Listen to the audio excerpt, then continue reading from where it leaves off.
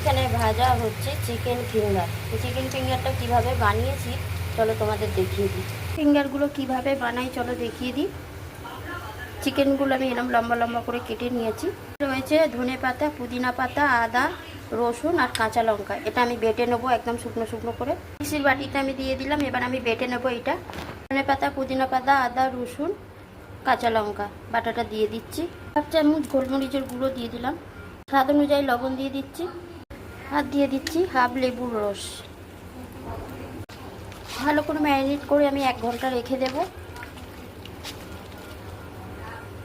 চিকেনটা 1 ঘন্টা ম্যারিনেট হয়ে গেছে। এবার আমি চিকেনগুলো তুলে কর্নফ্লাওয়ারে ভালো করে কোট করে নেব এইভাবে। এখানে 2টো ডিম, গোলমরিচ আর একটু নুন ফেটিয়ে রেখেছি। আর বাকি যে মশলাটা এখানে রয়েছে এর মধ্যেই ডিমটা দিয়ে দিচ্ছি আমি। এটা করে চিকেন ফিঙ্গার নেবো, ডিমের গোলাতে ডোবাবো। আর এখানে বিস্কুটের গুঁড়ো রেখেছি, বিস্কুটের গুঁড়োতে গুলিয়ে নেবো ভালো করে এইভাবে। দেখো এইভাবে ডিমের গোলাতে ডুবিয়ে বিস্কুটের গুঁড়ো মাখিয়ে নেব। এইভাবেই সবগুলো তৈরি করে নেব। সব কটা ফিঙ্গার কিন্তু দেখো রেডি হয়ে গেছে। এবার ভেজে নেব। চিকেন ফিঙ্গারগুলো দেখো ভাজা হয়ে গেছে। কতটা মুচমুচে হয়েছে চলো তোমাদের দেখাই। দেখো